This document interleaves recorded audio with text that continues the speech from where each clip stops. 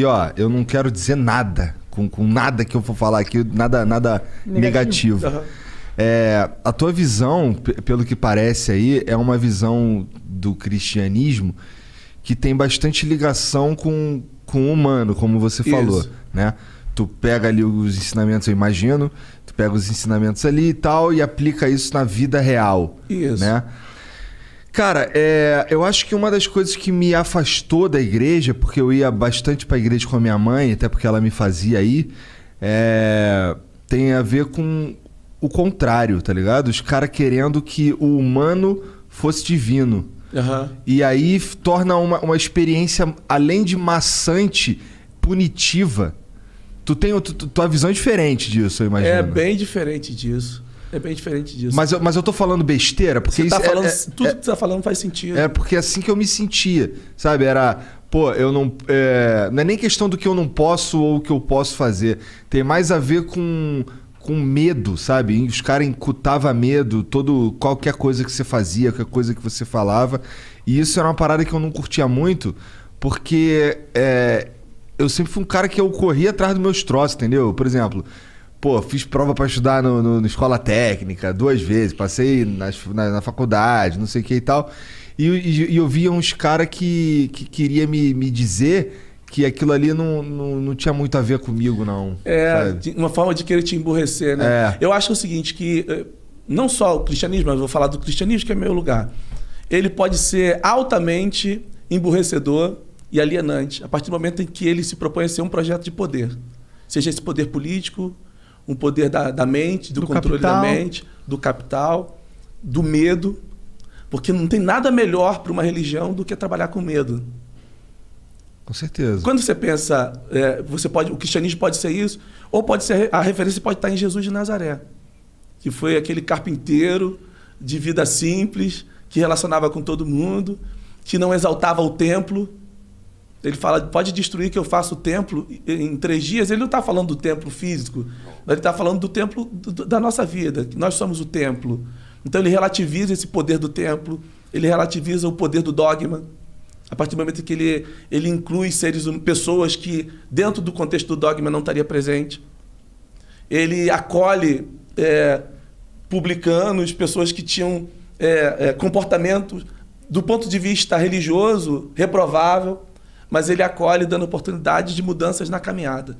Então, o cristianismo pode ser um lugar de controle, um projeto de poder, que se expressa na política, que se expressa nesse controle dos templinhos sendo uma base de controle, uma base de manipulação de seres humanos, ou ele pode ser uma coisa que se assemelha mais à vida onde ele acontece na história, na caminhada. Você aprende não a partir dos dogmas, a partir de uma coisa que está dentro de você. Porque o cara não precisa ter religião nenhuma para saber, para ter um mínimo de senso de respeito. Aliás, eu tenho alguns amigos que são ateus e fazem parte da minha lista de 6 amigos, dos melhores amigos, 2 ou 3 são ateus. E são pessoas de um comportamento ilibado para mim.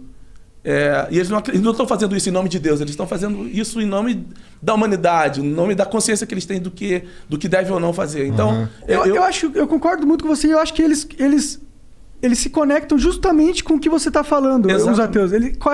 Com a referência divina interna que todo mundo tem. Eles só não entendem que é divino. Eles não chamam isso de Deus. Eles não chamam isso Deus. Aliás, Deus não é o nome de Deus. Deus é um título, né? Qual é o nome de Deus? Então é uma pergunta interessante, né? Então, dentro do cristianismo, dentro das mais variadas expressões religiosas, Deus vai ter um nome. Mas, na verdade, Deus não é o nome de Deus. Deus é maior que o nome dele, né? É maior que o nome dele. Maior do que as religiões, maior do que o cristianismo, inclusive, que dentro do Ocidente é a maior religião. Então, assim, eu penso muito o sagrado a partir dessa expressão. E isso é libertador, isso é liberdade. Liberdade não é uma coisa que combina muito bem com uma religião que se propõe a ser controladora, né? Hegemônica. Sim. Então, ali eu sentia muita falta da liberdade, cara. A liberdade para você fazer pergunta, né? De você ler um texto e falar, cara, por que está dizendo aqui que se uma pessoa é chamada livre, continua livre? Se ela é chamada escrava, continua escravo. Não tem uma coisa que não funciona, que não está certo nessa expressão que está na Bíblia? Não, mas o controle vai dizer que não pode fazer pergunta, porque o livro é inerrante. Aí você corta a amizade, né? Você fala, cara, pô, mas eu não posso fazer pergunta, pô. Eu não posso fazer uma pergunta sobre o texto? Será que não dá para questionar? Assim, só uma perguntinha que eu tenho aqui, por que que... O texto é perfeito, mas eu aqui tô tentando entender. Pô, bicho, eu tô tentando. O texto tá falando isso, mas, bicho, eu tô do lado de cá e... Você imagina essa linguagem, por exemplo, a partir do século XVI, que o continente africano é submetido ao crivo da igreja protestante e católica e é colocado como um continente amaldiçoado. Caralho. E que a Europa, agora cristã, tem autoridade de controlar a África porque os negros africanos são filhos amaldiçoados de Noé e eles precisam de salvação e nós somos os salvadores. Porque os colonizadores não chegavam na África e não vieram para a América na condição simplesmente de missionários. Eles vieram na condição de colonizadores, de donos. E eles tinham um respaldo da igreja. E tinham um aparato, uma leitura teológica, uma interpretação teológica que justificava a escravidão de seres humanos. Em nome de Jesus, pô. Aí você imagina um negro escravizado sendo trazido nos tumbeiros, arrancado das suas histórias, arrancado das suas origens, arrancado da sua ancestralidade e da sua leitura do sagrado, que é demonizada, e eles chegam na América escravizados e os escravistas falam assim, olha, foi o Deus cristão, inclusive, que nos deu vocês. E a partir de hoje vocês têm que aceitar Jesus e entender, inclusive, que vocês são escravos, porque Deus nos deu vocês para tentar salvar a alma de vocês, caso alguns de vocês tenham alma, porque nem todo preto da africano tem alma. Pô, você contando essa história, claramente você vê que é um uso político da religião. Total, projeto de poder total. É justificado biblicamente. É justificado por uma fala assim, do tipo, se você é livre, continua livre, mas se você é escravo, continua escravo, doutor. Aí você não pode olhar para um... Quando eu, um negro totalmente emancipado de um controle, leio um texto desse, eu faço pergunta para ele. Com certeza, cara. Eu faço pergunta, falo, cara, tem alguma coisa errada aqui, irmão. Porque é exatamente esse texto que vai ser usado pela coroa inglesa para justificar a escravidão do século XVII para frente. Isso é, assim, essa parte da igreja, cara, eu tava por fora. Você deu para mim uma síntese, uma prova de como é errado a gente endeusar o templo, por exemplo. Ou endeusar eu acho que é um dos maiores problemas da religião hoje em dia. Que as pessoas elas abdicam do senso crítico, porque elas põem uma confiança, uma fé naquela autoridade, naquela figura de poder, que está embasada por todo um arcabouço histórico da humanidade. Ele usurpa isso. Caraca, arcabouço. Usurpa. O cara é que eu tô conversando com um cara inteligente, tem que falar umas palavras difíceis. Pois é, quando a gente tá ali jogando Dota, tu arcabouço e usurpa. O cara é brabo. Mas é isso, cara. É tipo, E eu acho muito legal um cara da fé, um cara que tá aí propondo uma experiência religiosa com esse pensamento, porque é o que mais falta. E hoje em dia o que você mais vê é pessoas querendo ganhar dinheiro. Aquilo que você tá falando aí. Isso é das maiores sintomas da religião, do que fere, porque eu, pessoalmente, eu acho a religião muito importante. Se você não tem uma forma, uma comunidade de perguntar o porquê a gente está vivo, porque isso é religião. Isso. É uma comunidade que se forma na questão mais fundamental. Uma comunidade que se forma numa das questões mais fundamentais da vida, do porquê. Do porquê a gente está tendo essa experiência, por que eu estou vivo? Para onde a gente está indo? Fazer sentido do que não faz sentido. E isso sempre vai ter poder. A religião nunca vai desaparecer, né? Então, eu fico muito otimista vendo que, aos poucos, outros exemplos vão surgindo. Eu espero que fortaleça. Eu espero que igrejas assim... Você vê uma onda ou a sua é meio que única? Assim? Não é única. Eu dialogo com outros líderes, mas eu não tenho a ilusão de achar que esse pensamento ele esteja numa via de crescimento, entendeu? Porque o que é mais interessante não é a liberdade dentro da religião. O que é mais importante dentro do ambiente religioso é o aprisionamento. Porque quando eu aprisiono, eu tenho mais poder. Quando eu aprisiono do ponto de vista espiritual, eu falo o seguinte, eu sou um pastor, hein? Eu falo direto com Deus. Deus falou comigo. Quando eu chego, se eu sou um pastor que chega diante da comunidade e fala assim, ó, Deus falou comigo que nós vamos construir um templo. Pô, se Deus falou comigo, que sou o cara que está lá à frente, quem é aquele membro que está ali sentado para dizer que Deus não falou? Então, isso é interessante do ponto de vista do controle.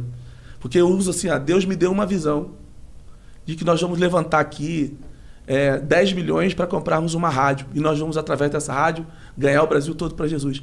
Isso é muito mais interessante do que qualquer outra coisa. Então, você tem uma religião que você utiliza como um instrumento de poder. Isso nunca vai acabar. Isso é interessante, isso fascina. Isso não é só interessante... E dá dinheiro. Do ponto de vista... E funciona. E funciona. Isso não é interessante apenas do ponto de vista de quem está controlando. Mas os controlados gostam de saber que Deus falou com o homem de Deus. Uhum. Deus falou comigo que Ele vai nos dar uma rede de TV. Deus falou comigo que tem uma pessoa aqui que vai dar 10 mil reais de dízimo e ela vai receber 2 milhões.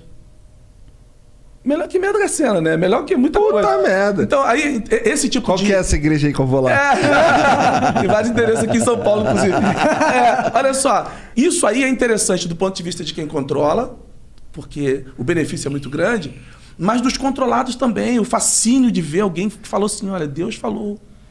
Você já tá... Por várias razões, né? O cara tem uma vida difícil, não sei o quê. A religião já é a muleta dele. E quando, entre aspas, Deus valida essa muleta, aí ele, saiu ele não precisa questionar. É um sentimento de conforto muito grande que o cara deve sentir. Ele tá ali, eu tô com Deus. Agora, isso invalida o fato de Deus falar? Não invalida. Eu não estou aqui relativizando a fala de Deus. O que eu tô colocando em xeque é... A fala dos homens, né? Só a fala dos homens. E assim, em que nível está essa fala do cara que fala assim? Ele está pensando em quê? Ele está pensando em Deus? Não, ele está pensando num templo. Ele está dizendo o seguinte, que Deus precisa de um templo. E é um texto lá que fala assim, que Deus não habita em templos feitos por mãos humanas. Então, é uma coisa meio antagônica. Se Deus precisasse de templo, ele seria muito mais fraco do que a gente prega que ele é. Ele é o Deus do Age of Empires. Tem que construir o templo, sair os maguinhos e tal. Isso é só assim. É papo de nerd, foi mal. Então, tem esse... Agora, para que existe o templo? É o lugar que você se encontra. É importante você ter um lugar, mas nunca dando isso uma grandeza que não é...